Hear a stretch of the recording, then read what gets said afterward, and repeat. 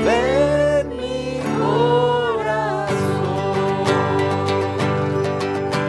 En todo el mundo entero contemplo yo su amor, y al sentirme triste, consuélame, Señor. Seguro estoy que Cristo mi vida guiando está, y que otra vez al mundo regresará. Él vive, hoy vive el Salvador. Conmigo está y me guardará, mi amante redentor. Él vive, imparte salvación. Sé que Él viviendo está porque vive en mi corazón.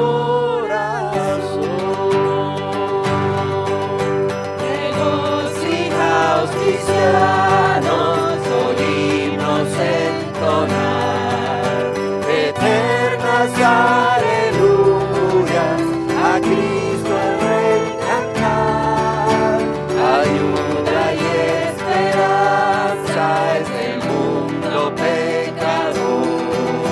No hay otro tan amante como el Señor. Él vive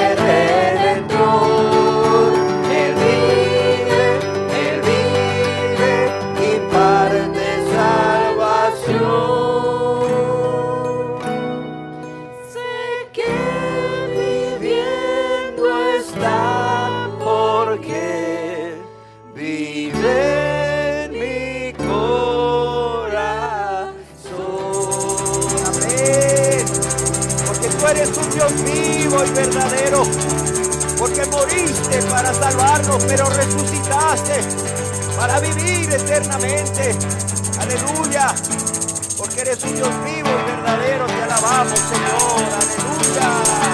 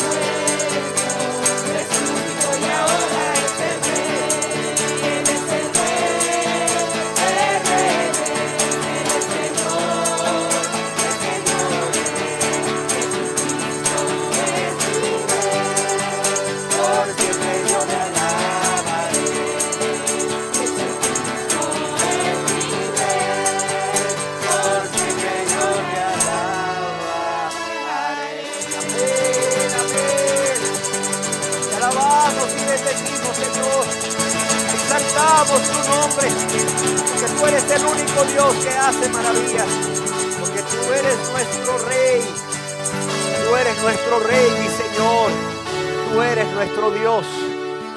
Un rey, tú eres nuestro rey. Un rey que no nos ha seducido por la fuerza, nos ha seducido por amor. Doble razón para alabarte, doble razón para exaltar tu nombre, porque eres nuestro Dios y nuestro Rey, y porque te amamos, Señor, porque estamos muy agradecidos por todo lo que tú has hecho por nosotros y seguirás haciendo cada día. Aleluya. Nos rendimos delante de tu presencia en adoración, Señor. Rendimos todo nuestro ser y toda nuestra vida en adoración. Aleluya. Aleluya.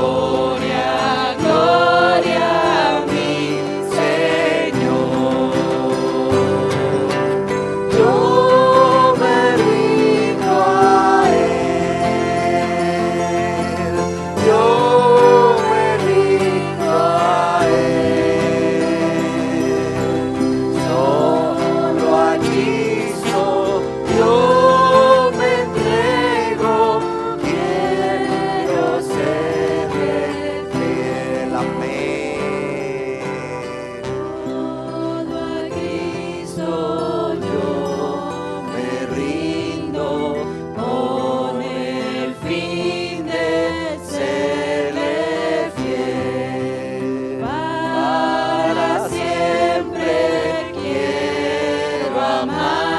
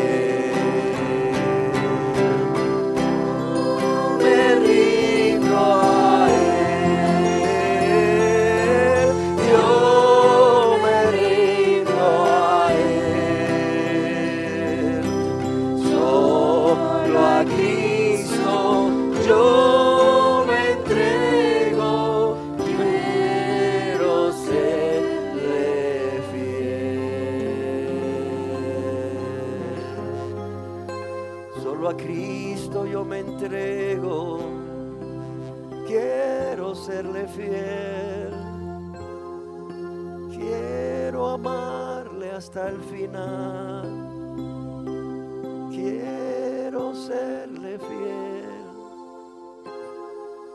quiero servirle hasta el final. Aleluya, aleluya. ¿Cómo no entregarnos a ti, oh precioso y bendito Salvador y Señor, si tú te entregaste primeramente por nosotros? Cuando vivíamos en nuestros delitos y pecados, como dices en tu palabra, cuando vivíamos para ofenderte y lastimarte con nuestros pecados, cuando siendo enemigos tuyos, tú hiciste a un lado el dolor, hiciste a un lado aún la ira, y nos amaste hasta la muerte y muerte en la cruz. ¿Cómo no amarte y cómo no entregarnos a ti después de tú habernos amado tanto, y como prueba de ese amor te entregaste hasta la muerte? Aquí estamos, Señor, rendidos a tus pies. No solo queremos hacértelo saber con nuestras palabras, sino con nuestros actos, con nuestros hechos, Señor. Una vida cuyo único propósito sea amarte y agradarte y obedecerte y servirte por amor y gratitud. Así sea, así sea. Señor, ¿quién entrará en tu santuario para adorar? Señor, ¿quién entrará en tu santuario para adorar? El de Manos limpias y un corazón puro y sin vanidades, que sepa amar. El de manos limpias y un corazón puro y sin vanidades, que sepa amar. Señor, yo quiero entrar a tu santuario para adorar. Señor, yo quiero entrar a tu santuario para adorar. Dame manos limpias y un corazón puro y sin vanidades, que sepa amar. Dame manos limpias y sin corazón puro y sin vanidades,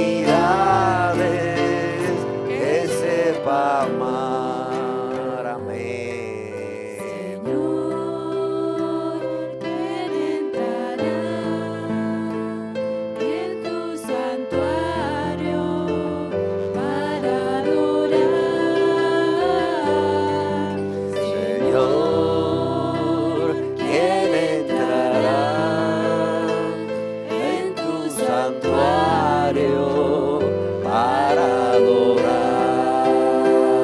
El de manos limpias y un corazón puro y sin vanidades, que sepa amar. El de manos limpias y un corazón puro y sin vanidades, que sepa amar.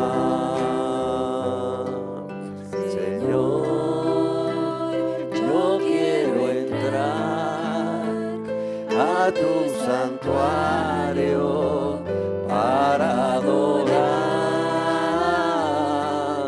Señor, yo quiero entrar a tu santuario para adorar. Dame manos limpias y un corazón puro y sin vanidades, que sepa amar. Dame manos limpias y un corazón puro y sin vanidades, que sepa amar. Manos limpias y un corazón puro y sin vanidades, que sepa amar.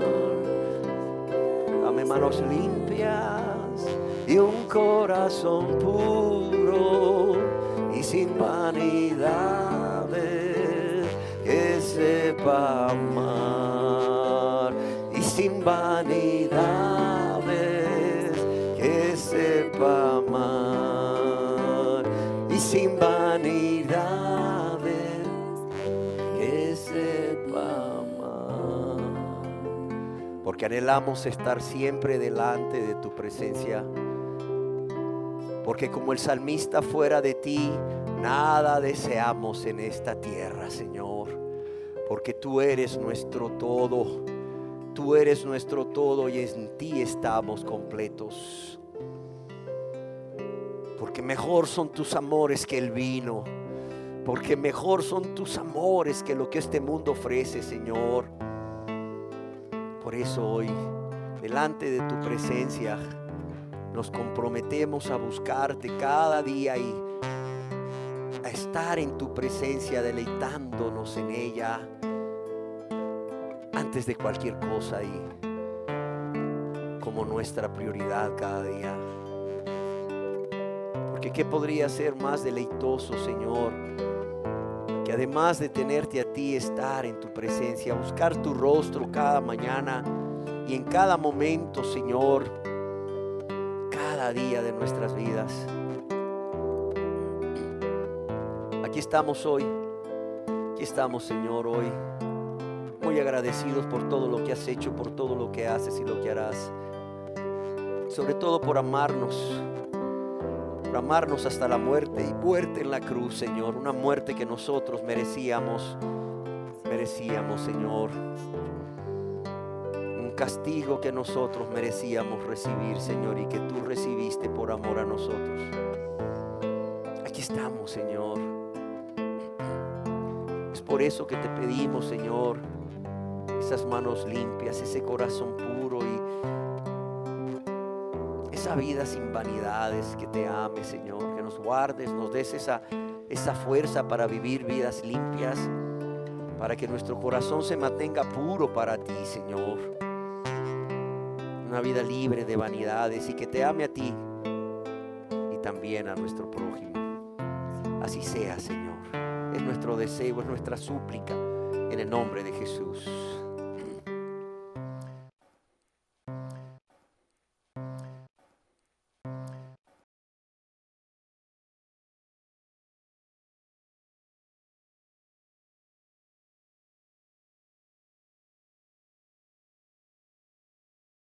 Sean todos muy bienvenidos. Me da mucho gusto estar nuevamente con ustedes y así poder seguir compartiendo esta serie de enseñanzas que hemos titulado Si vuestra justicia no fuere mayor que la de los escribas y fariseos. Y el día de hoy quisiera continuar con la cuarta enseñanza de esta serie, para lo cual yo les invito a que juntos leamos en el Evangelio según San Mateo capítulo 5, verso 20. Porque os digo que si vuestra justicia no fuere mayor que la de los escribas y fariseos, no entraréis en el reino de Dios. Hace mucho tiempo leí una historia de la vida real que me impactó mucho por las consecuencias que trajo lo que vamos a leer, y que quisiera leérselas a ustedes porque se aplica a lo que vamos a estar hablando el día de hoy. Y la historia dice así: mientras asistía a la universidad en Londres, Mahatma Gandhi llegó casi a estar convencido de que la religión cristiana era la única religión sobrenatural del mundo. Después de terminar sus estudios, Gandhi, buscando todavía evidencias que le hicieran convertirse en un cristiano consagrado, aceptó un empleo en África Oriental. Y durante 7 meses vivió en un hogar de una familia que eran miembros de una iglesia evangélica. Tan pronto Gandhi pensó que vivir con ellos sería una buena oportunidad para encontrar más evidencias que lo llevasen a convertirse a Dios. Sin embargo, al ir pasando los meses, vio cómo esta gente vivía de manera superficial, es decir, una cosa era lo que creían, otra cosa era lo que decían y otra cosa era lo que vivían. Él les oía quejarse cuando se les pedía que hicieran algo que implicaba caminar la milla extra o hacer un sacrificio extra para el reino de Dios. Y se dio cuenta realmente de que estas personas no vivían como Cristo. De ahí la frase de Gandhi que dijo: me gusta Cristo, pero no me gustan los cristianos porque no son como Él. Y se cuenta que el interés de Gandhi se transformó en decepción. Y también dijo en su corazón: no, esta no es la religión sobrenatural verdadera que había esperado hallar. Es una buena religión, sí, pero simplemente una de las muchas religiones del mundo, y se volvió a la India sin convertirse a Dios. Sin embargo, continúa la historia, si las familias con quienes había vivido hubieran sido consagradas como deberían, podría haber sido el enviado de Dios. Gandhi podría haber sido el enviado de Dios para llevar el mensaje de la cruz a la India. Cuán grande es la responsabilidad ante Dios de aquellos cristianos nominales de Londres y de África del Sur que escandalizaron a aquel gran hombre, que hubiese podido ser el mayor testigo de Dios para el inmenso pueblo de la India. Y termina esta historia diciendo: y lo más triste es pensar que hay en el mundo miles de cristianos o miles de personas que se llaman cristianos que son así. Creo que todos, o si no todos, la mayoría de los que estamos aquí sabemos de cómo este hombre, ¿verdad?, hizo un gran esfuerzo por la independencia de la India, de Gran Bretaña, y cómo este hombre hoy es reconocido mundialmente por ser la persona que llevó a todo este país a una lucha pacífica por independizarse por la India. Imaginémonos, si hizo esto por la independencia de la India, ¿qué no hubiera podido hacer para llevar a Cristo a todas aquellas personas que estaban en el paganismo, en la idolatría, y lo siguen estando en ese país?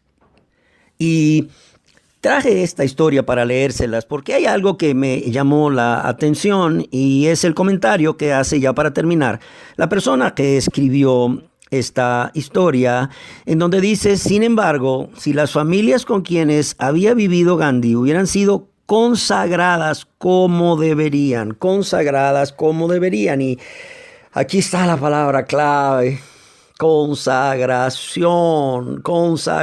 ¿Por qué? Porque cuando el Señor Jesús dice: porque os digo que si vuestra justicia no fuere mayor que la de los escribas y fariseos, por una parte, por un lado, está hablando de esa consagración, de esa santidad, de esa dedicación a Dios, de esa separación del mundo, del pecado, del yo, para estar apartados para uso exclusivo de Dios. Aquí Jesús está hablando de ese estilo de vida en donde ya no vivo yo, ya no vivo para hacer mi voluntad, sino para hacer la voluntad de Dios, como bien decía el apóstol Pablo a los Gálatas, allá en Gálatas capítulo 2, verso 20. Por cuanto la consagración es dar mi vida a Dios, ¿para qué? Para que Él haga su voluntad y no yo hacer la mía. Significa presentarme yo mismo y mi cuerpo como sacrificio vivo a Dios. Como bien escribe el apóstol Pablo en Romanos capítulo 12, verso 1, o también en Romanos capítulo 6, verso 12 al 14, donde dice: no reine pues el pecado en vuestro cuerpo mortal, de modo que lo obedezcáis en sus concupiscencias.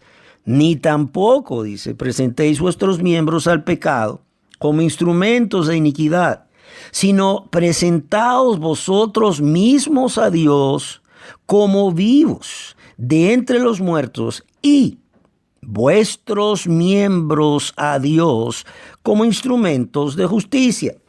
¿Por qué razón?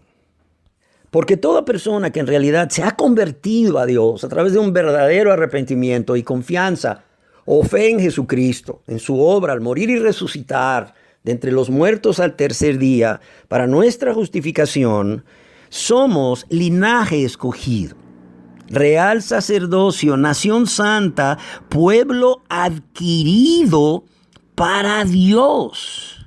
Mira lo que dice aquí el apóstol Pedro en 1 de Pedro capítulo 2, verso 9. Mas vosotros sois linaje escogido, real sacerdocio, nación santa, pueblo adquirido por Dios, para que anunciéis las virtudes de aquel que os llamó de las tinieblas a su luz admirable.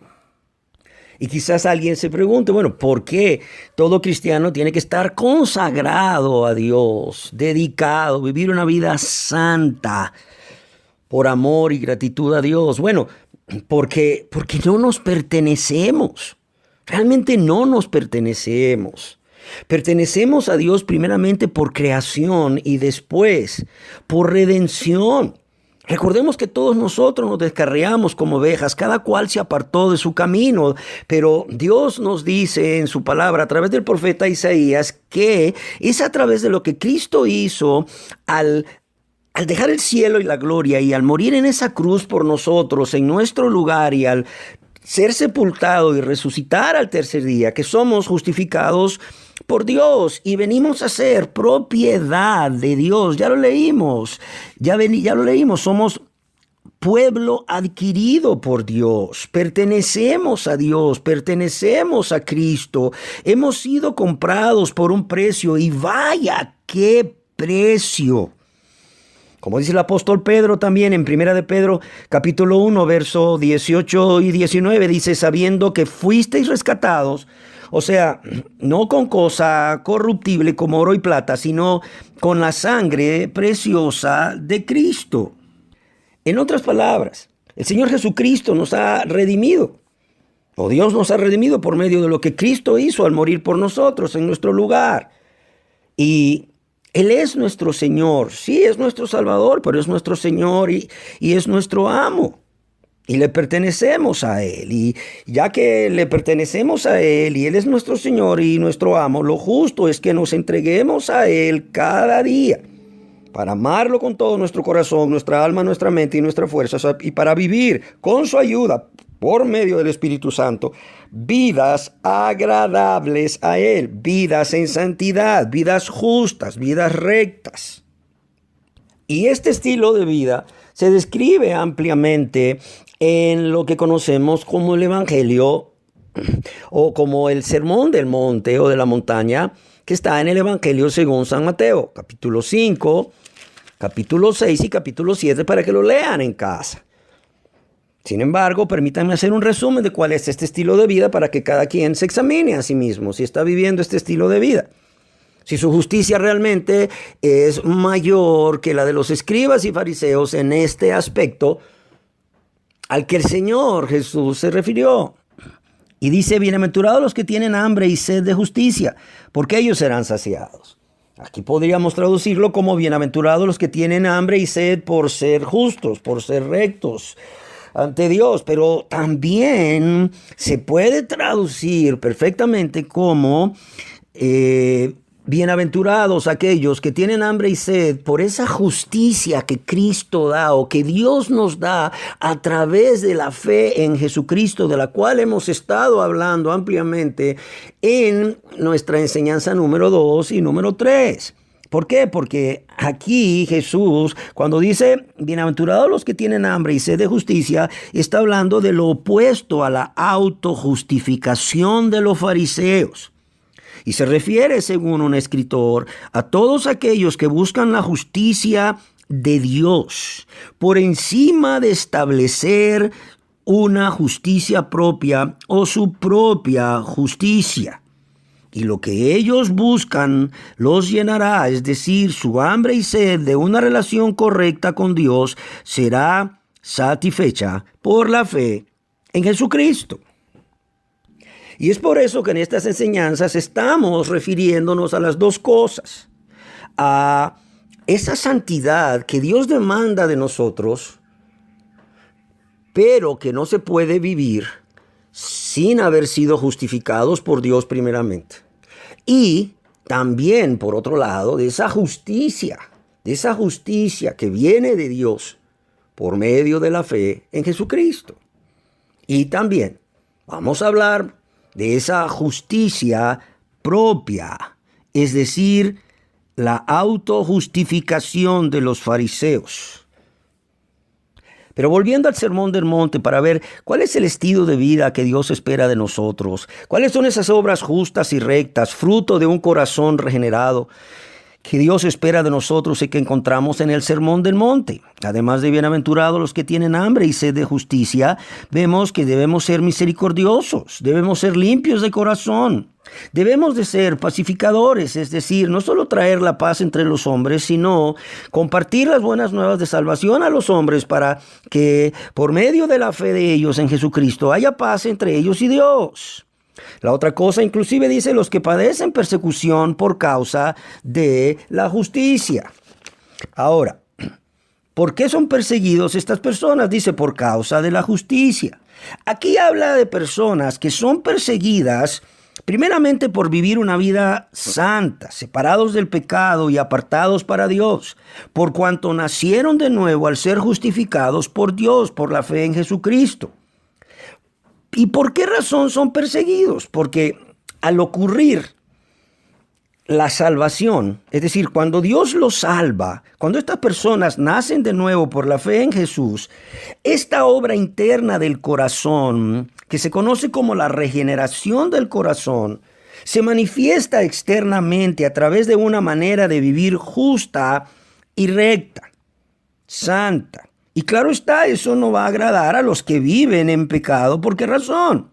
Porque Dios usa la vida recta, esa vida santa de los cristianos para hablar al pecador a su conciencia, para mostrarle su maldad. Y eso al pecador le produce una lucha en su interior. especialmente a aquellas personas que dicen ser cristianas, pero que están viviendo un engaño. ¿Por qué razón?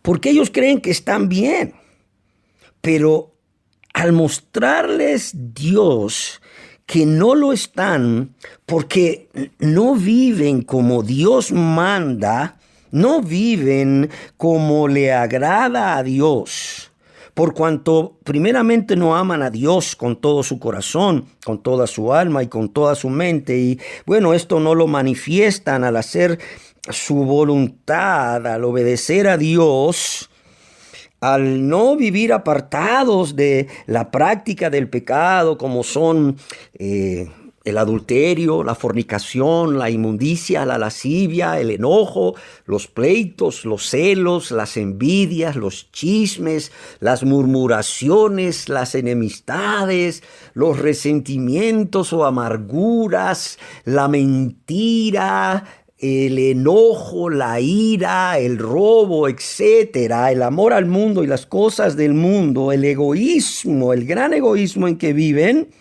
que solo se aman ellos mismos más que a Dios y a su prójimo, al no apartarse de la práctica de estos pecados y al amar aún el mundo y las cosas del mundo, eso les genera un conflicto, les genera una lucha interior. ¿Por qué? Porque no quieren reconocer que realmente están mal.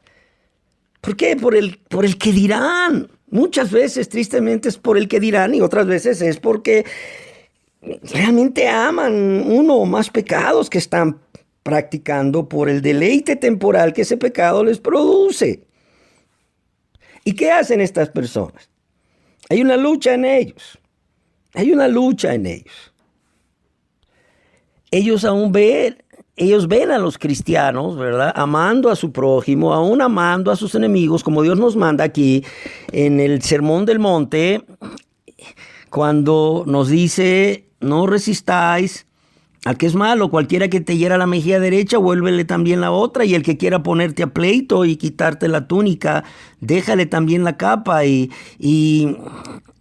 amad a vuestros enemigos, bendecid a los que os maldicen, haced bien a los que os aborrecen, y orad por los que os ultrajan y os persiguen, para que seáis hijos de vuestro Padre que está en los cielos.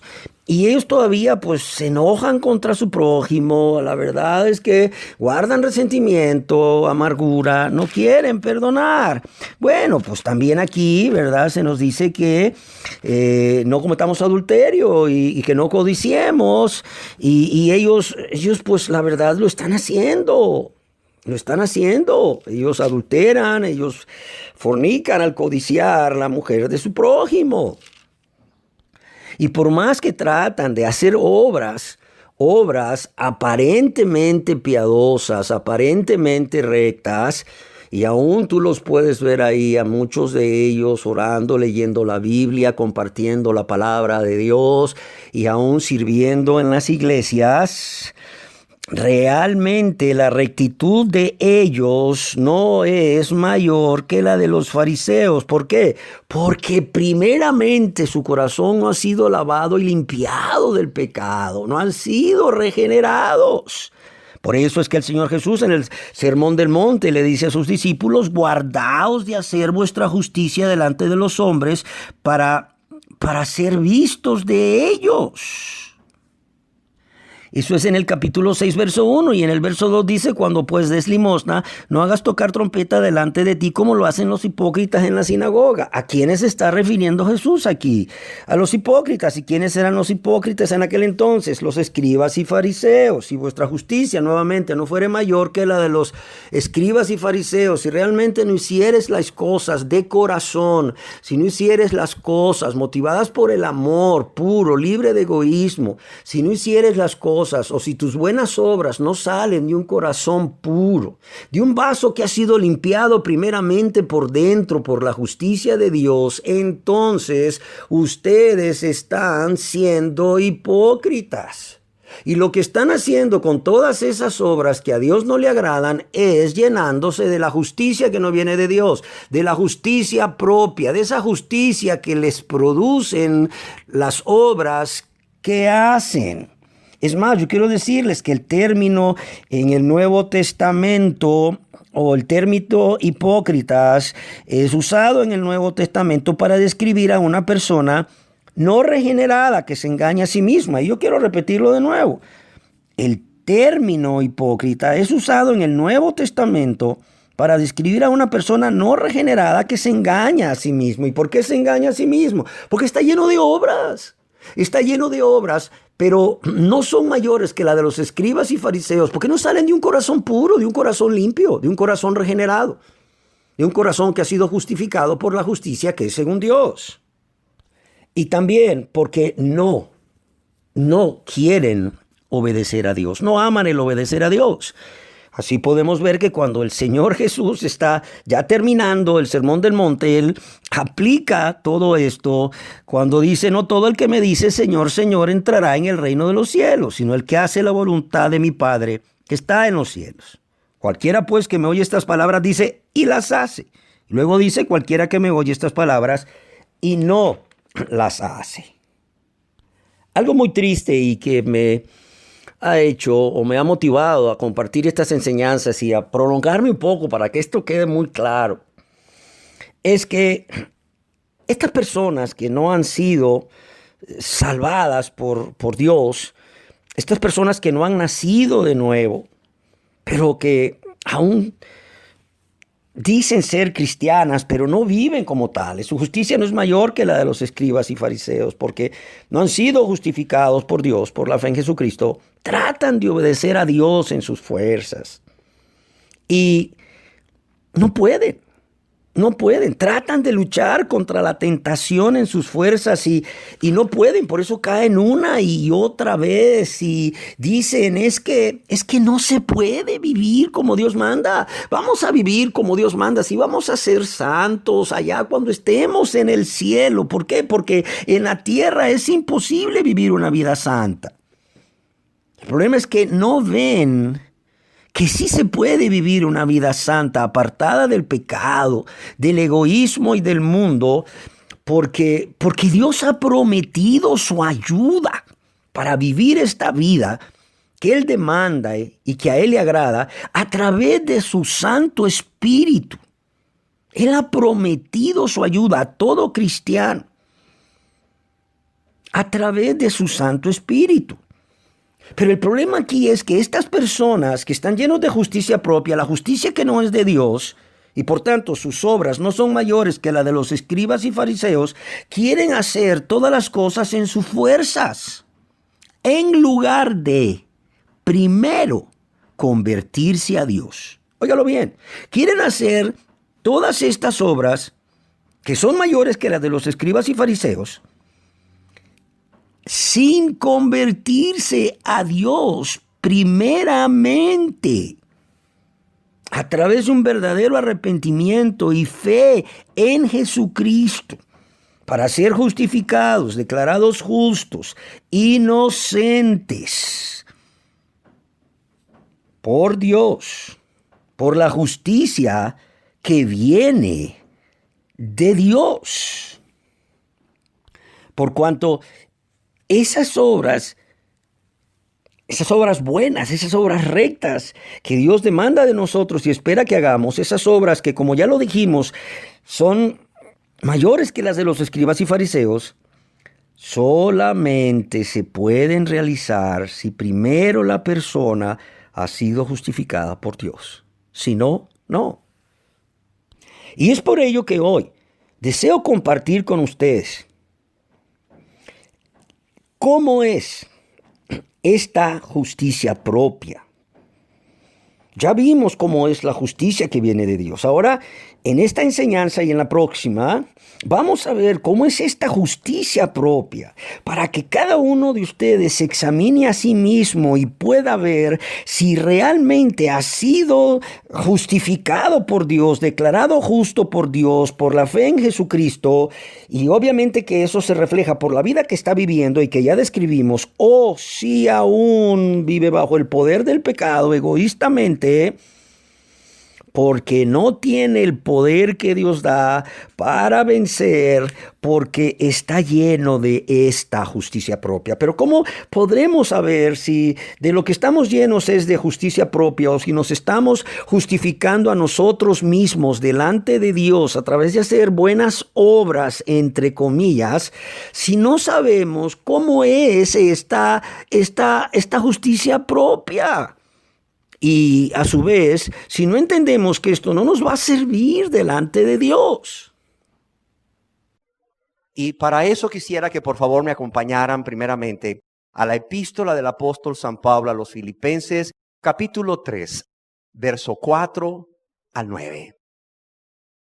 Dice el apóstol Pablo: aunque yo tengo también de qué confiar en la carne, si alguno piensa que tiene de qué confiar en la carne, yo más, circuncidado al 8º día, del linaje de Israel, de la tribu de Benjamín, hebreo de hebreos, en cuanto a la ley, fariseo, en cuanto a celo, perseguidor de la iglesia, en cuanto a la justicia que es en la ley, irreprensible. Pero cuantas cosas eran para mi ganancia, las he estimado como ¿qué? Como pérdida. ¿Por qué? Por amor de Cristo. Y ciertamente aún estimo todas las cosas como pérdida por la excelencia del conocimiento de Cristo Jesús, mi Señor, por amor del cual lo he perdido todo. ¿Y lo tengo por qué? Lo tengo por basura para ganar a Cristo. ¿Y qué más nos dice el apóstol Pablo?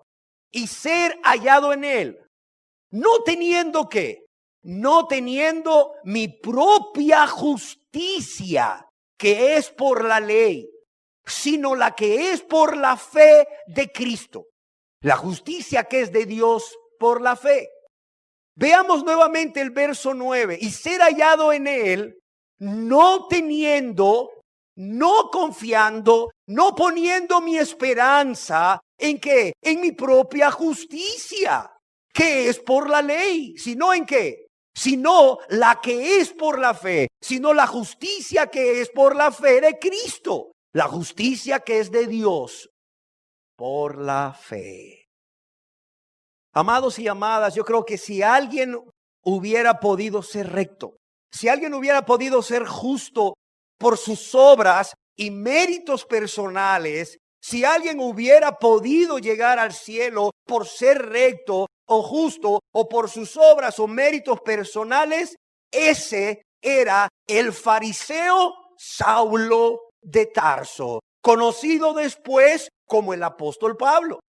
Sin embargo, él mismo en estos versos que acabamos de leer nos da testimonio que a pesar de que tener en qué gloriarse, en qué enorgullecerse en la carne, más que cualquier otro,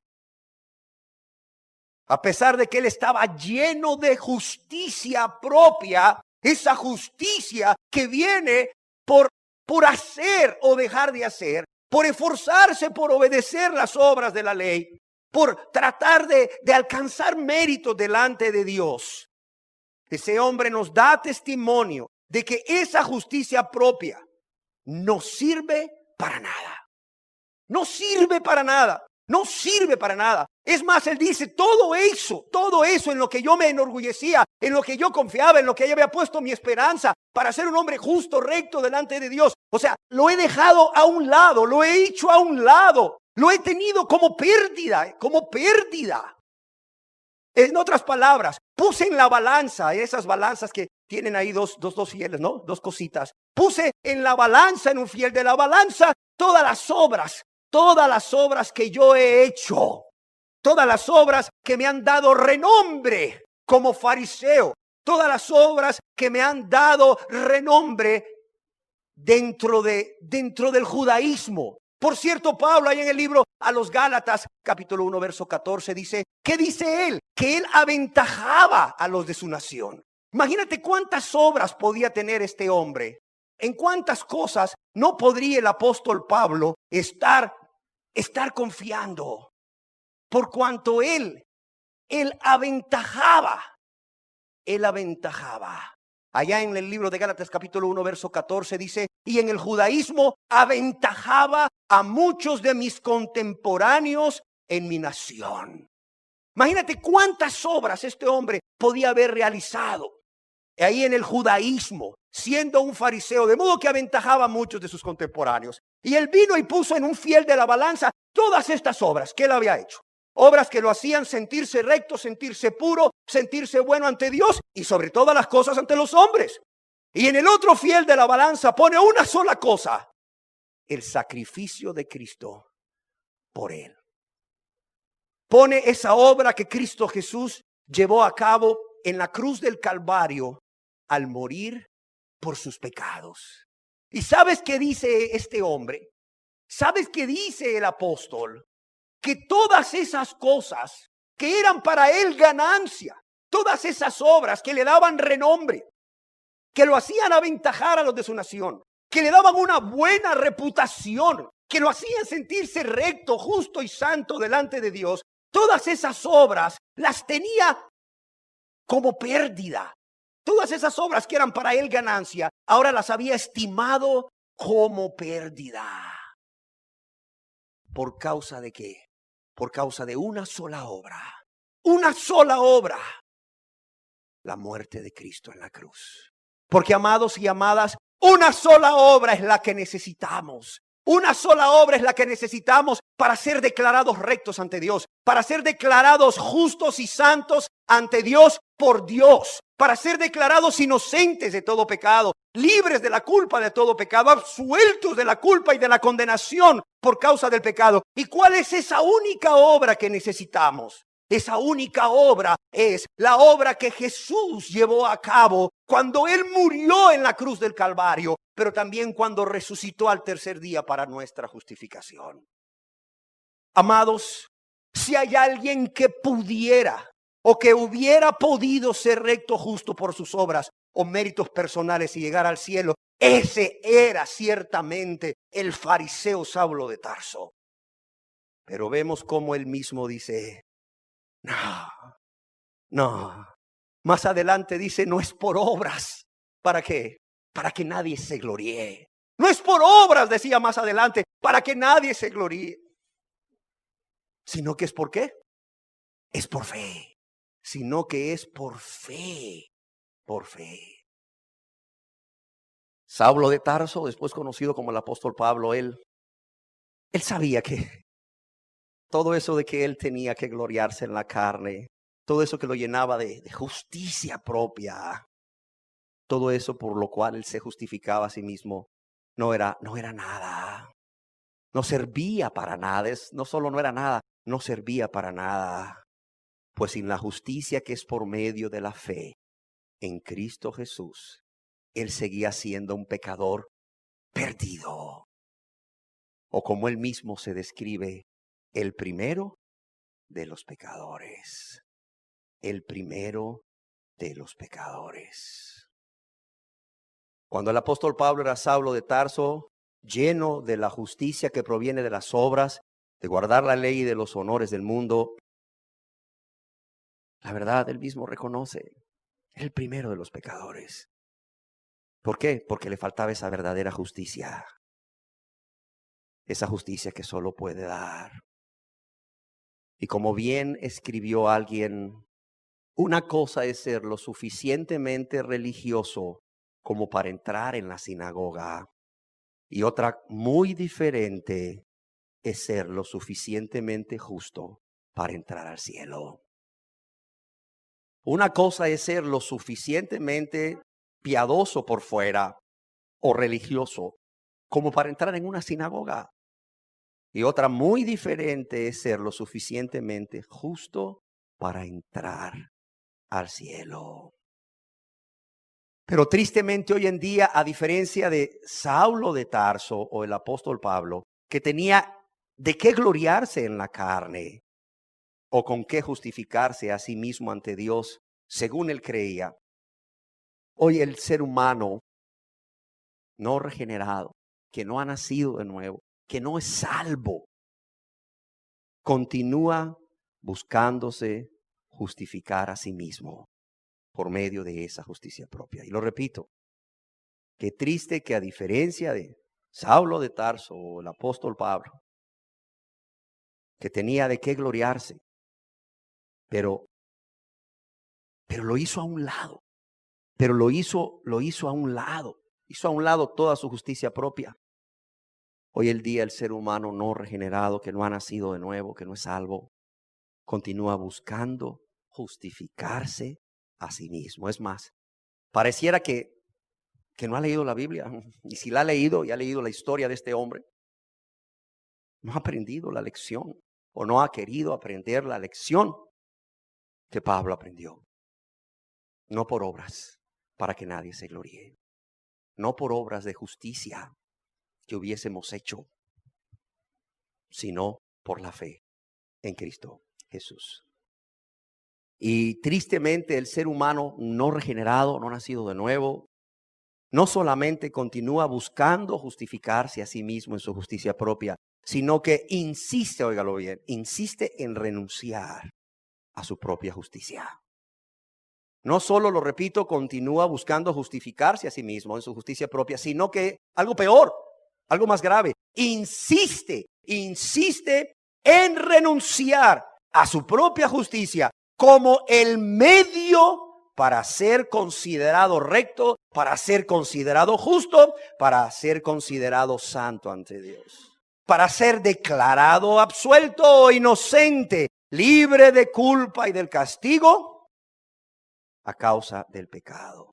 Y yo quiero decirle que esto no es nuevo. Esto no es nuevo ya en los tiempos en que nuestro Señor y Salvador Jesús estuvo en esta tierra ejerciendo el ministerio personal. Ese era ya el proceder. Eso era el proceder de muchas personas, y tristemente personas que conocían la palabra de Dios. Personas que eran conocedores de la palabra de Dios. En el Santo Evangelio según San Lucas capítulo 10 verso 25 al 29 vemos el proceder de una persona precisamente delante de Jesús, un intérprete de la ley, un escriba. Y dice, y he aquí, un intérprete de la ley se levantó y dijo para probarle, o sea, para probar a Jesús: Maestro, ¿haciendo qué cosa heredaré la vida eterna? Y Jesús, él le dijo: ¿qué está escrito en la ley? ¿Cómo lees? Aquel, el maestro de la ley, el intérprete de la ley, respondiendo dijo: amarás al Señor tu Dios con todo tu corazón y con toda tu alma y con todas tus fuerzas y con toda tu mente, y a tu prójimo como a ti mismo. Y Jesús le responde y le dijo: bien has respondido, haz esto y vivirás. Pero veamos el verso 29, dice, pero él, el maestro de la ley, el intérprete de la ley, ¿qué dice aquí? Queriendo ¿qué? Justificarse a sí mismo. Queriendo justificarse a sí mismo, dijo a Jesús: ¿y quién es mi prójimo? ¡Qué impresionante! Está delante de Jesús, Dios mismo, y queriendo justificarse a sí mismo. ¿Qué quiere decir? ¿Qué quiere decir esto de queriendo justificarse a sí mismo? Que este hombre se creía justo en su propia opinión. Como vemos, no es el proceder de hace 50 años, es el proceder de siempre. Aún delante de Jesús, los hombres no solamente se creían justos en su propia opinión, sino que además querían parecer como hombres justos delante de aquel que escudriña los corazones, delante de aquel que no necesitaba que nadie le dijese nada o le diese testimonio de los hombres, porque él sabía lo que había en el corazón de los hombres. Este hombre quería parecer como un hombre justo y que todo estaba bien en su vida, y que iba por tanto en el camino recto hacia el reino de los cielos, ante Jesús. Y no solamente es la conducta, no de hace 50 años, sino de siempre, sino que Jesús mismo durante su ministerio terrenal denuncia esta justicia propia en las personas de ese entonces. Denuncia la justicia propia como el medio para parecer o para ser recto o justo delante de los hombres y también ante Dios. Aquí mismo en el Santo Evangelio según San Lucas, capítulo 16, versos 14 y 15, que dice en la palabra de Dios, dice, y oían también todas estas cosas los fariseos, que eran avaros, y se burlaban de él, se burlaban de Jesús. Entonces Jesús les dijo, vosotros sois los que os justificáis a vosotros mismos delante de los hombres. Fíjate cómo Jesús conoce lo que hay en el corazón de ellos. Cómo Jesús sabe, sin que nadie le diga nada, cuál es la fuente de justicia que hay en ellos. ¿En qué están confiando para ser rectos o justos delante de Dios? Dice, vosotros sois los que ¿qué? Los que os justificáis a vosotros mismos delante de los hombres. ¿Pero qué les dice Jesús? No se engañen. ¿Por qué? Mas Dios, ¿qué? Conoce vuestros corazones. Mas Dios conoce vuestros corazones. Y a causa de que los fariseos creían, es más, estaban seguros de que su propia justicia los iba a justificar delante de Dios. Por eso la gran mayoría de ellos no creyeron en Jesús como su único y suficiente Salvador. No creyeron en Jesús, ¿verdad?, como su único medio de justicia. Por esa razón no se convirtieron a Jesús. Por esa razón no se salvaron, es decir, se perdieron, fueron condenados eternamente. Qué triste. Y así como ellos, muchas personas hoy en día continúen insistiendo, óigalo bien, en renunciar en su propia justicia. ¿Por qué? Porque creen, es decir, están seguros que su propia justicia los va a justificar delante de Dios. Pero yo quiero decirles hoy de parte de Dios que aunque el ser humano no regenerado, que no ha nacido de nuevo, continúa buscando insistentemente justificarse a sí mismo, nunca lo logrará. Nunca lo va a lograr. ¿Por qué razón? Porque entonces la justicia ya no sería por gracia. O sea, esta justicia ya no sería como un favor inmerecido de parte de Dios para el hombre. ¿Por qué? Porque si el hombre pudiera justificarse por su propia justicia, si el hombre pudiera justificarse a sí mismo por méritos personales, entonces, lejos de ser un favor inmerecido, sería algo que el hombre merece, que el ser humano merece. ¿Por qué? Porque se lo ha ganado. Se lo ha ganado. Como el jornalero, el trabajador, se merece su salario establecido por un contrato, por cuanto ha laborado, como dice o como estipula el contrato. Y al fin de semana se presenta, o cada 15 días o cada mes, se presenta a cobrar su salario. Y cuando le pagan su salario, no va y le dice a su jefe o a su patrón o al dueño de la compañía o de la empresa, gracias, muchísimas gracias. No sabe cuánto se lo agradezco. ¿Por qué? Porque se lo ganó. ¿Por qué? Porque es lo justo. Porque el dueño de la empresa, el patrón, quien sea, está obligado a pagarle esa cantidad de dinero por cuanto él ha trabajado una cantidad de tiempo. Igual sucedería con nosotros. Si realmente pudiésemos ser salvos, si realmente pudiésemos ser rectos, ser justos, ser santos ante Dios por nuestras obras, ya esa justicia ya no sería por gracia, como decíamos. No sería un favor inmerecido. ¿Por qué? Porque sería algo que el ser humano se merece, que se lo ha ganado y Dios está obligado a dárselo. Y eso no es así. Eso no es así. Acompáñenme a la epístola del apóstol San Pablo a los Romanos, capítulo 4, verso 1 al 5. Epístola del apóstol San Pablo a los Romanos, capítulo 4, verso 1 al 5, dice, ¿qué pues diremos?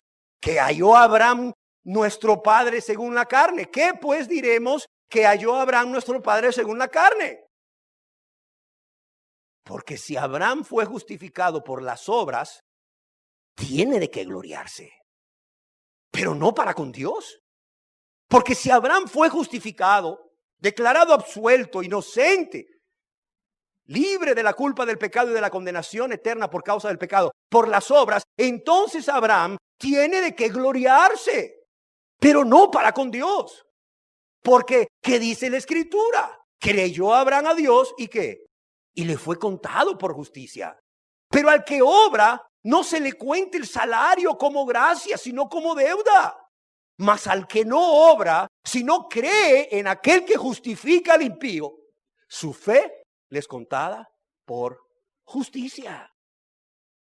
Si Abraham hubiera sido justificado por sus obras, entonces tendría motivos para él felicitarse a sí mismo. Tendría muchos motivos para él estar orgulloso de sí mismo delante de Dios. ¿Por qué? Porque por sus méritos él fue justificado. Es más, no tendría nada que agradecer a Dios. No tendría nada que agradecer a Dios porque Dios solamente actuó conforme a lo que Abraham hizo. Abraham hizo obras, la justificación es por obras. Dios se vio obligado a darle a Abraham su justificación. Usted, don Abraham, hizo todo esto, aquí está su justificación. Ni siquiera darle gracias, porque Abraham era lo justo que recibiese y Dios era lo justo que tenía que darle.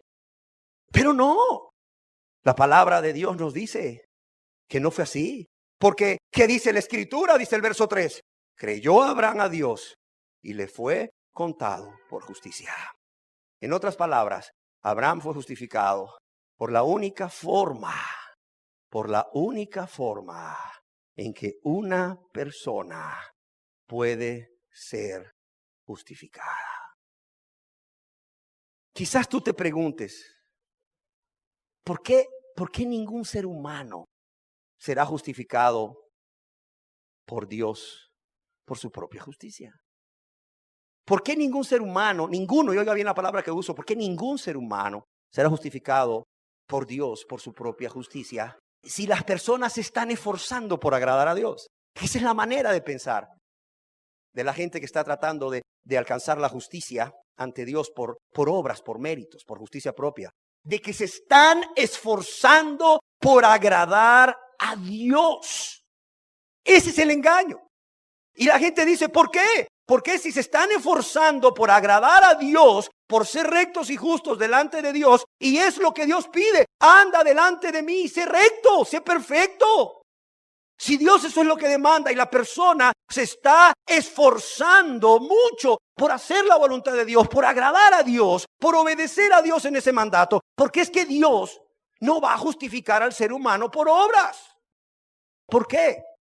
Para responder a esta pregunta, quiero invitarles a que me acompañen a nuestra próxima enseñanza y deseo finalizar esta cuarta parte de la serie recordándole las palabras que escribió el apóstol Pablo en Filipenses capítulo 3, verso 4 al 10.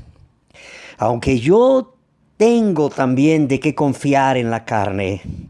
Si alguno piensa que tiene que confiar en la carne, yo más, circuncidado al 8º día, del linaje de Israel, de la tribu de Benjamín, hebreo de hebreos, en cuanto a la ley, fariseo, en cuanto a celo, perseguidor de la iglesia, y en cuanto a la justicia que es en la ley, irreprensible. Pero cuantas cosas eran para mi ganancia, las he estimado como pérdida por amor de Cristo. Y ciertamente, aún estimo todas las cosas como pérdida, es decir, todas aquellas cosas que para mí eran importantes, eran de valor por cuanto creía que estaba agradando a Dios con ellas y estaba consiguiendo el perdón de Dios y la misericordia de Dios con ellas. Aún estimo todas estas cosas como pérdida, por la excelencia del conocimiento de Jesús o de Cristo Jesús, mi Señor. Y lo tengo por basura para ganar a Cristo. Y cuando dice por la excelencia del conocimiento de Cristo Jesús, ese es conocimiento vivencial, ese conocimiento que nace de una relación personal con Él, ¿verdad?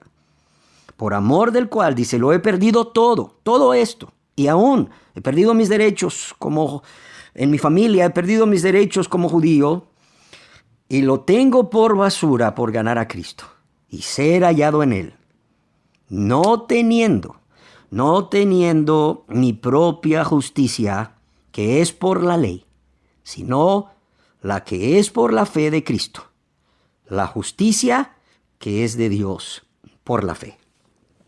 Hagamos una oración. Amado Dios, tú no quieres que ningún ser humano perezca, sino que todos procedan al arrepentimiento. Tú nos has dado a tu Hijo Jesucristo para que no solo dejase el cielo y la gloria, sino que muriese en la cruz en nuestro lugar, para declararnos a través de su sacrificio, de su muerte y resurrección, declararnos inocentes, declararnos libres de la condenación eterna y de la culpa del pecado. Sin embargo, Señor, tú esperas que toda persona se reconozca pecadora, se reconozca culpable y que confiese sus pecados a ti y se aparte de ellos para alcanzar misericordia. Tú esperas que las personas confíen en Jesucristo para que todo aquel que en Él crea no se pierda, mas tenga vida eterna. Sin embargo, como estamos viendo, Señor, muchas personas no solo están actuando, haciendo o tratando de hacer buenas obras, entre comillas, sin un corazón no regenerado, sin haber nacido de nuevo, sino que están confiando en que están bien delante de ti, que tú los miras con agrado y que tú has perdonado sus pecados por las cosas que hacen. Desde hacer una oración sin conversión, Señor, hasta cada cosa que ellos hacen supuestamente para ti. Señor, yo quiero pedirte hoy que abras los ojos de todos, que abras los ojos de todos y les muestres no solo cómo sus obras ni siquiera llegan a las obras de los escribas y fariseos, cómo su justicia no es mayor que la de los escribas y fariseos, porque todo lo que hacen para ti, Señor, es como trapo de inmundicia, sino también, Señor, que no han sido justificados por ti, Señor, que no han sido justificados por ti, que tú no los has perdonado y que tú no los has lavado y limpiado, porque nunca se han arrepentido y nunca han creído en Jesús con esa fe bíblica para salvación. Yo te lo pido en el precioso nombre de tu Hijo amado Jesús. Amén.